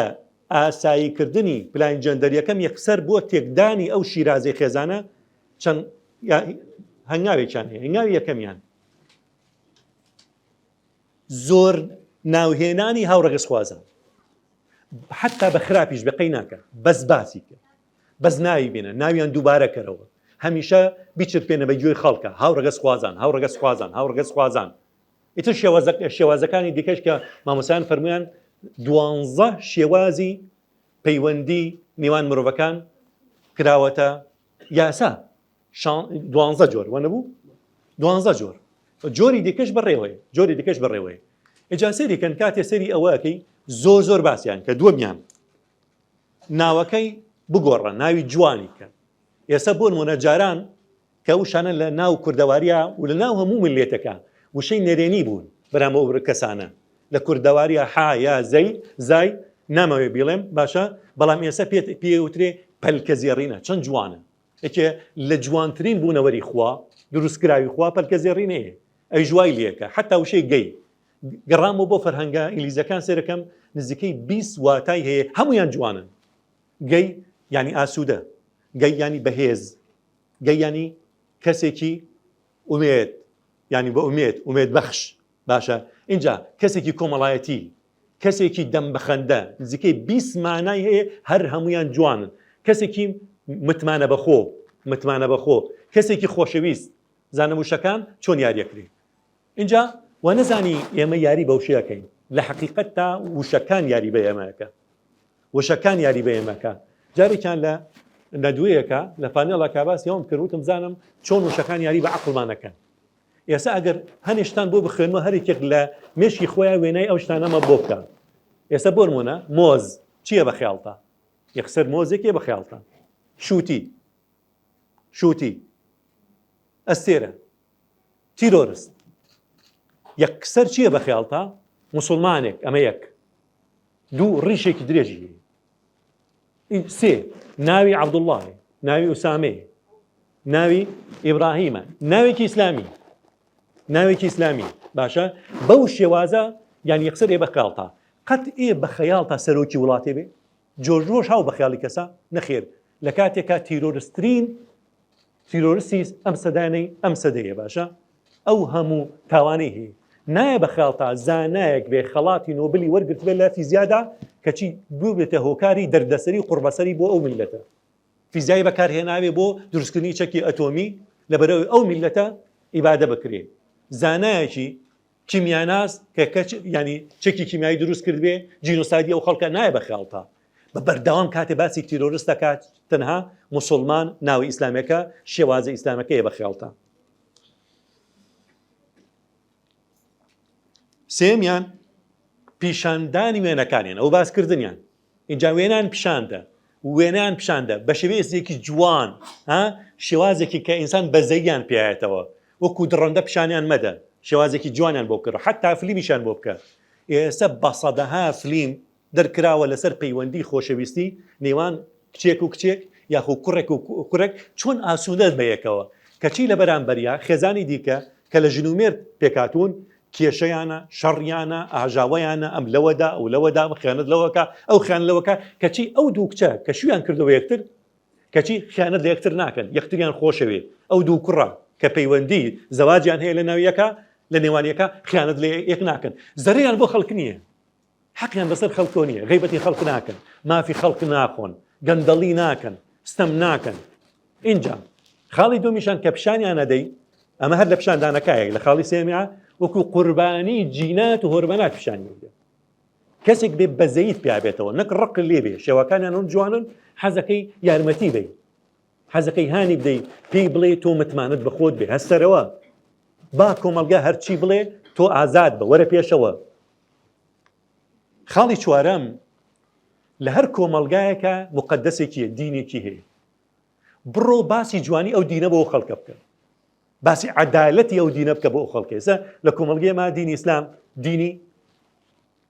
زۆربەی میلەتەکەمانە وەرە باسی جوانی ئیسلامی بکەن وەرە باسی دادپەروەری ئیسلامی بکە هەمیشە باسی ئەوە بکە باسی تەسامح و لێبوردەی ئیسلامی بکە باسی پێکەوە ژیان بکە لە ناو ئیسلامە. اینجا کە باس زۆرە کرد لە پڕێکە باشە بڵێ ئەگەر ئیسلامەوە جوانە دادپەروەرە مافبەخشە لێبوردەیتیایە ئەی بۆ لێبوردنی لەگەڵ هاوڕەگە سوازەکانە لێرەدا زەجە دروستە بێ لێرەدا زەجە ئیتر ناچار مامۆسای ئاینیشێ جاری وایە جاری وایە ڕۆشنبیری یعنی بیرمەندی بەناو هیزری ئیسلامیەتە پێشەوە تووشی شۆکە بێ ناچار پاساوێنێتەوە بۆ بابەتە اینجا یارمەتیانەدا لە بڕووی بڵێ ئێمەش ئیسلامیش هەروکوێ وایە بە تایبەتی ئەوانەی کە ئێستا بڵاو بوونەتەوە لە جیهانی ئیسلامی بە ناوی قورئانیەکان کە ناوی قورئانیەکان بەڕاستی تاوانێکی گەورەی کردیانە بێ هەر پیانەوەتر دژە قورئانیەکانیان وشە فەرمایشتەکەی پێغەمبەر عەلەیهی سڵاو وسەلام ئەلئەریکیون باشە هاتووە کەسێک بۆ نمونە یەکی وەکو محەممەد شەحرور ئەڵێ ئەگەر کوڕێک و کچێک قوتابین بۆ نمونە 20 ساڵ بەیەکەوەن ئەوەی لە نێوان ژن و مێر داکرێ ئەوان ئەنجامی بن هیچ گوناح نییە ئەوەی گوناح بێ لە بەرچاوی خەڵکیا بیکەن یاخوی اغتصاب بێ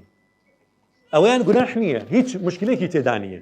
اینجا لەوە سیر و سەمەرەتر هاتووە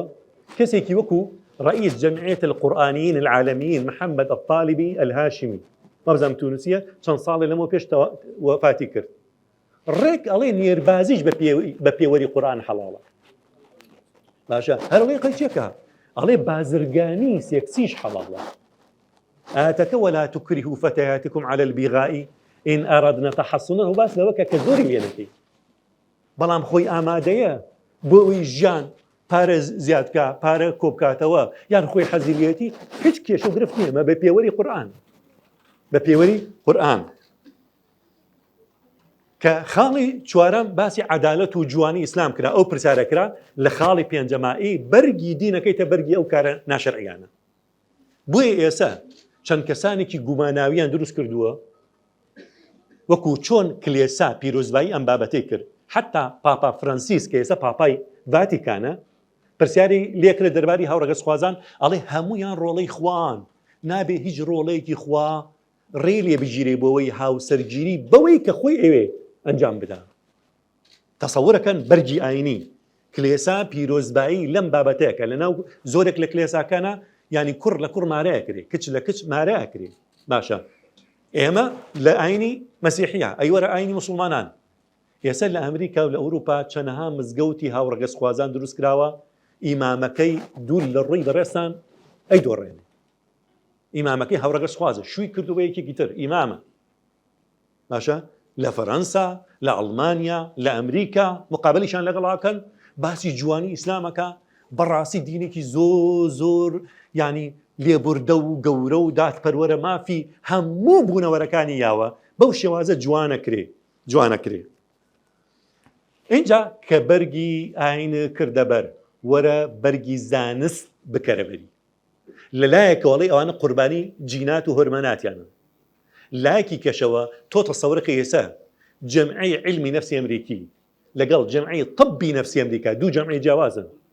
باشە منەظەمەی صحی عالەمی ئێستا هاوڕەگەزخوازی لە نەخۆشی هێناوەتە دەرەوە. دیاردێکی سروشتیە لا غیر. چۆن کچێک شووەکە بە کوڕێک ئیعتیادیە ئەوی دیکەش دیاردێکی سروشتیە. لایەکەوە جینات و هۆرمۆنات، لایەکی شۆیکەنە چی؟ سروشتی، حاڵەتێکی سروشتی. بەرگی علمی لەبەرەکەن. خاڵی حوتەمیان تۆمەتبارکردنی نەیارانی هاوڕەگەزخوازان. ئەوەی مامۆسایان باسییان کرد. ئێستا لەو حاڵەتە کە تۆمەتبار دەکات تۆ دواکەوتویت وا لێ زۆرینەی خەڵکی بەلای ئەعتیادیە. تۆش وەکو زانایەکەڵێ ئەڵێ مەلەکردن لەگەڵ تەیارە شەپۆلە ماسی مردوەکانی شەتوان بیکەن، بەڵام تەنها ماسی بەهێز ئەتوانێت دژە شەپۆل مەلە بکە. وازەحە کە شەپۆلەکە گەورە بوو ئیتر لەبەرەوەی تۆ قسەت پێرەوترێ یەک دقە یەک ڕۆژ ئەتوانێت سۆشیال میدیا بتەنێتەوە دژی تۆ حیات بەرن قسەت پێ بڵێن لەعنەتی لێکن داوەشەی ستەمکار دۆگما دواکەوت و تیرۆرست ئەمانەت هەر هەموو بۆ ئەڕازێنەوە تۆمەتە بەرزانە. لەم حاڵەتا تۆ دووشتە بۆ دروستە بێ. یەکەمیان ثەقافەتە سکوت، ئەوەی ئەگەر بەدڵە نەبێ ئەوانی دیگە کە بەدڵیانە پاسایان بۆ نەوانێ شەرعیە. ئەمەی کە بەدڵی نییە زۆربیان بێدەنگە بنەڵێ کورە چیم دامن لەو سەرێشەیە بەس خۆم بپارێزم ژن و مناڵی خۆم بپارێزم تر حەقم چییە بێدەنگە هەر باسی ناکە لەبەرەوەی تۆمەتبار نەکرێ. دووەمیان چییە؟ دووەمیان هۆمۆفۆبیا ڕۆها بالمیثلیە، یعنی کە جاران ئەیانوت ئەوانە نەخۆشن ئێساڵێ تۆ نەخۆشی داماوە بێت تۆ چارەکری. چونکە چۆن بۆ نەخۆشکان لە مشکە ترسن لە قالۆنچە و سیستر کە ترسن ئەبێەوە چارەکرێ. ئەوە عقدەیەکی دەرونیە بەرامبەریان خۆ مشکێکی لێ ناکە خۆت هەمووی ئەمانین کەسی جان نزیکەی تقریبا 150 جۆر فۆبیا هەیە. کەسی وایە لە بەرزاییە ترسێ، کەسی وایە لە سێبەرە ترسێ، کەسی وایە لە ڕووناکێ ترسێ، کەسی وایە لە تاریکێ ترسێ. ئەوش ئەڵێ کاکە تۆ نەخۆشی تۆ قێوی لە هاوڕەگەزخوازان ئێوە چیان کردووە داماوانە چ زەرێکیان بۆ خاک و نیشتمان و میلەت و دین و وڵاتەیە بۆ ترساوی تۆ بێ چارەسەر کرێ. باشە بزانە کارەکان چەر قێزەون. خاڵی هەشتەمیان چەند کەسانێکی گەورە و ناودار پیشان بدە ئەوان شانازی بکەن بەوەی کە دۆڕاویانە بە هاوڕەگەزخوازن شویان کردووە. ئەبینی ڕئیس وزرای ئێرلەندا، ڕئیس وزرای ئایسلەندا، ڕئیس وزرای بەلجیکا، باشە ڕئیس وزرای چەند وڵاتێکی دیکە ئێستا ناوم لەبیر نییە ئەوانە هەر هەموو زەواجیان کردو لەگەڵ ڕەگەزی خۆیانە ڕەگەز خۆیان. اینجا وەرە بۆ مێژوو، اینجا وەرە یاریزانەکان پیشانیان دا ئەوانە یاریزان خەڵخۆشیانەوێت جەماوەرێکی زۆریان هەیە کە تۆ ئەڵی ئەو یاریزانە هاوڕەگەزخوازە یەکسەر بۆ دوو ساڵێک کاتە کارێکی سروشتی هەیە تۆش تەفاعلی لەگەڵاکەی چونکە ئەو کەسانت خۆشەوێ. وەرە یەخەی زانا گەورە مێژوویەکانیش بگرە. هاتوون یەخەی سوقڕاتیان گرتووەڵەن سوقڕات داماوە دۆڕانویەتی. باشە هاوڕەگەزخواز بۆ داماوە سوقڕاتی داماو بە پێی دیموکراسیەت یەکێ لە قوربانیە گەورەکانی دیموکراسیەت کە چی بوو؟ سوقڕات بوو. لە 500 دادوەرە 400 و ئەوەندەیان بڕیاریاندا کە بێ لە سێدارە بدرێ لەبەرەوە یەک خوددا هەیە باوەڕم بەم خوددا سەختانە نییە بە پێی دیموکراسیت بە زۆری نەیدەن لە سێدارەیاندا ئێساش تۆمەتباری ئەوە یەکەن شکسپێر اینجا لیۆناردو دافینشی باشە ئەمانەم کەسە گەورانە ئەڵێنەوانە هاوڕەگەسخواز بوون شتەکان بە سروشتەکەن بە یاساییەکەن بە ئاساییەکەن لە بەرچاوتان اینجا خاڵی نوێمیان دعم المنظمات والمؤسسات الرسمية وغير الرسمية أمانة حكومتكان دعميانكن منظمات ودام ودزگاکان دعميانكن پاریان بۆ ڕێژن يعني یارمەتیانەدەن هانیانەدەن بەو شێوازە خاڵی دێمیان هاندانیان بۆ ئەوەی بە جورئانەوە بێن قسە بکەن بە جورئانەوە بێن قسە بکەن خاڵی 11 لادانی سزا لە یاسادا تۆ ئەزانی بە خشتەیی بەبێ کەس بیر بکاتەوە لە 20 وڵاتی ئیسلامیە سزای نێربازی و ئەم بابەتانە لابراوە با کۆمەلگا بەدڵی نییە بەڵام سزای لابراوە هەر بە خشکەیی ینی لا ئەبرێت و کەسیش نازانێ چ کارێکە کرێ هەر لە ساڵانێکی زۆرە لە ئوردنیش لابراوە تەسەوڕەکەن با وڵاتەکان باز نەکەین عەلا کولی کاک دکتۆر سێ خولەکتان ماوە باشە هەر لە ماوەیەکی کەمە چونکە چەند خاڵێکی زۆرن تەئیدی سیاسی و قانونی مافیان بەرێ کاڵێن مافیان بەرێ مافیانی چی مافی سیاسی یعنی اعتیادی بێبێتە سەرۆک وەزیران سەرۆک وەزیرەکەمان فەقیرە لەوانە بێ کەی دۆڕێدن باشە شانازیە سەرۆک وەزیرانمانە وەزیری ناوی وەزارەت نەڵێم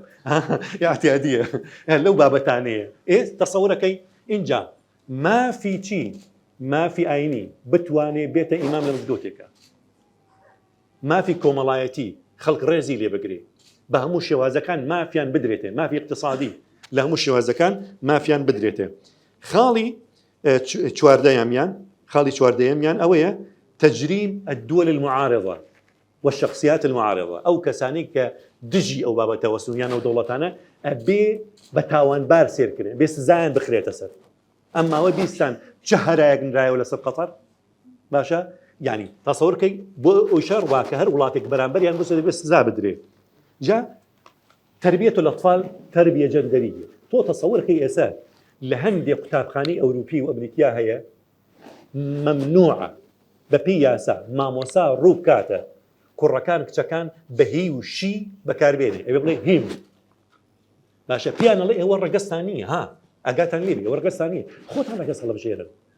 وين بيانا لين هو حس لكن لك جلتان قرن لكن جلك يعني أو جورا يعني أو جوريدي كا دبليو كان أو جوريان يعني أو جوريان بقى رزق إخوان خود عن شيء الله بشيرا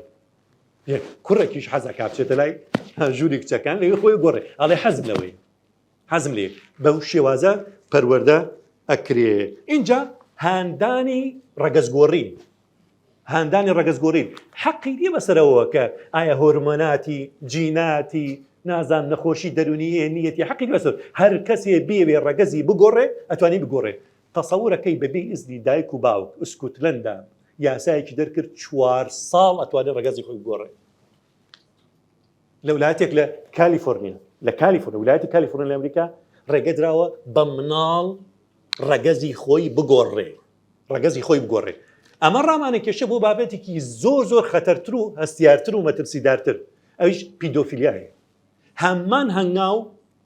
بۆ پیدۆفیلیاش ئەگرێتە بەر ینی تەسەوڕکەی مناڵبازی ئێستا دەیەها منەظەما دروست بووە بەرگری لەو پیاوە بە تەمەنەکە تەمەنی 6 ساڵە حەزی لە مناڵێکی 10 ساڵە حەزی لە مناڵێکی 6 ساڵە 4 ساڵ ئەڵێ حەزی لێتی بەس مەبەرجێ ئازاری نەدا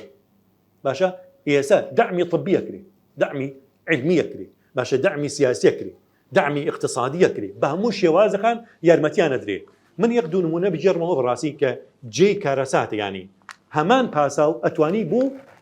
مجریمەکانیش بێنیتەوە بڵێ کەسێکی و مۆسولۆنی نزیکەی زیاتر لە 50 میلیۆن کەس بوونێتە قوربانی بڵێ ئاخر داماوە خوا جینەت و هورمۆناتەکانی وای لێ کردکا و سیستەمە بکە حەزی لەستم بوو داماوە چی بکە حەزی لەستم بوو باشە تو ئەو هەموو شێوازت داناوە بۆ هاوڕەگەز بۆ LGBT کە کاک دوکر فەرمووی چەند وشەیەکی دیکە ئێستا یەکێ لەو پیتانەکە هێتە سەری پی ینی پیدۆفیلیا باشە ئەویش هێتە سەری اینجا ئاژەڵبازی بە پێی یاسا هاتۆتە سەری تەسەورەکەی ماوەی لەمە پێش یەکێ لە زانکۆ گەورەکانی ئەڵمانیا من بە دراست لامە هەمووی تۆمارم کردووە کەشفی کرد ئەو مناڵە بێسەرپەرشتانە کە لە جادەکانە ئادۆزرێنەوە ئێستا چەندها سندوقی لە ئەوروپا لە ئەمریکا پێوترێ بیبی بۆکس. بیبی بۆکس چییە؟ یعنی هاندانی خەڵکەدەن بۆەوەی کە دووگیان نەبێت ئەگەر دووگیانیش بوو با لەباری بە ئەگەر لە باریشی نەبەر ئەتوانێ مناڵەکەی بوو بەزەی پیاتەوە یەکسەر بخاتەوە سندوقە ئەو سندوقی یەکسەر ڕاستەخۆ پەیوەندی بۆ وەزارەتی ناوخۆیە هەر مناڵەکە چێتە ناو سندوقی یەکسەر وەزارەتی ناوخۆزانێ لە فلان سندوقا مناڵێک لەوێ هەیە ئەچنە مناڵانە بن. ئەو زانکۆیەکی ئەڵمانی ئەم حیا بەرەی ینی کەشف کردووە ئەڵێ 30 ساڵ لەمە پێش تا ئێستا تەسەورەکەی ژمارەیەک زۆر لەو مناڵانە تەسلیمی کەکراون وەکو ئەزمموی زانستی و دەرونی بزانن ئەو مناڵە ئەو پیاوانەی کە حەزیان لە مناڵ بازن ئەم مناڵیان ڕادەستکە با بزانن ئەوانە ئەبنە باوکێکی باش قەیناچیان لێکەن بزان میهرەبان لەگەڵیانە چ قێزەونێکە چ کارێکی قێزەونە. ینی ئەم نمونەی ئەخیریان دوو جمک دوانیان پێوترێ ینی برۆس و براین ئەمە سویدی ئەمە بە یەک لەدایک بوون هەردووک نێرن یەکێکیان کە برۆسە تووشی حاڵەتێ بوو ئەندامی زاوزی تێکچوو سوتا بوو نازانم کاتی خەتەنیان بۆ کردبوون ئالا کولین پێویستی بە عملیاتێکە بوو لە عملیاتەکە تووشی کێشێ بوو ئەندامی زاوزی تووشی کێشێ بوو پزیشکێکی بێوجدانی بێناموسی بێشەرەف بە ناوی جۆن مۆنی کە یەکێکە لە پێگە گەورەکانی عیلمی نەفس باشە بە باوکودایکی قەنەعەتیان پێەکە ئەڵێن وەرە تازە ئەم کوڕە بۆ نمونە با من لە جیاتی و عملیاتی بۆ بکەم ئەندامی زاوزەکەی چاکەمەوە با ئەندامی زاوزەکەی ببڕم بیکەمە مێ کوڕێکتانە بێ کچێکیشتانە بێ باوکودایکی داما و قەنەعەتیان کرد لە تەمەنی چەنە 8 مانگیان کراوەتە کچ چ قێزەونێکە مناڵێک بەنێری لەدایک بووە بەبێ هیچ هۆرمۆناتێکی و نووسەوی تابێ لە 8 مانگیان کراوەتە کچ ئەندامی زاوزەی کچی بۆ دروست کراوە اینجا دوایە اینجا دەرزیان لێداوە لەبەری هۆرمۆناتی مەینی زیاد بکە ئیتر ئەو کوڕەکە گەورە بووە سەرەکە مەمشی هەیە قژی درێژ بوو و باوکودایکی جلوبەرگێک چانیان لەبەر کردو و مامەڵێک چانیان لەگەڵا کردووە تا ماوەیە لەمە پێش ئینتیحاری کرداماوە عملیاتی جارێتر بۆ خۆی کردووە وتیەمە سێرەکەن ئەو گەنجە هەرچەند هۆرمۆناتی ئۆنوسیان بۆ زرع کردووە هەرچەند کۆمەڵگا و مێ مامەڵیان لەگەڵا کردووە ناویان گۆڕیوە بەڵام لە ناخیان نەگۆڕاوە هەراستەکە نێرە حەزی لە یاری نێرانە بوو حەزی لە جلوبەرگی نێرانە بوو حەزی لە هەڵسوکەوتی نێرانە بوو ئەوەندە کۆمەڵگاکەیان قیزەون کردبوو ناشیران کردبوو لە ناچارە فەقیرە خۆی کوشت باشە ئەیانەوێ ئەم کۆمەڵگا پاکەش بەرەو ئەو قارە خراپە بەرن اینجا ئازەکان خۆشویستەکانم ئێستا چۆن قوتابخانە دروست کراوە کە پیانەوتری قوتابخانەی لا جنسی لا ڕەگەزی یعنی ئەو مناڵە پێوتری تۆ نەمێ مامۆساکان ئافرەتە ڕۆژێک سێرەکەی سبێنێ سمێڵی بۆ خۆی دروست کردووە ڕێژی بۆ خۆی کردووە لەبەرەوە بزانێ ئەتیادیە مامۆسایەک پیاوە سێرەکەی سمێڵی تاشیوە سنگی گەورە کردووە تەنورەی لێ پێ کردووە وەکو مێ خۆی پیشانەدا اینجا ئێستا چەند قوتابخانەیەک بەڕێوەیە زۆ قێزەونترە لەوە تەواو ئەم قسەیە چەند قوتابخانێک بەڕێوە زۆ لەوە قێزەونتر ئەوەیە کە بەو مناڵانە نەڵێن ئێوە مرۆڤن حتا مرۆڤن نەڵێن ئەگەر حەزی لەبوو بێ بە پشیلە با بێتە پشیلە حەز بوو لە سەگ با بێتە سەگ 2000 ئەمە چەند ساڵ لەمە پێش 2000 مرۆڤ خۆیان کردووە بە سەگ لەکوێ لە لەندەنە بەس لە لەندەنە وازە حاچ قێزەونێک بڕۆ سەیری کە کابرایەکی جوان حەزی ئەوەیە ببێتە تووتی گوێی خۆی بڕیوە عملیاتی تەجمیل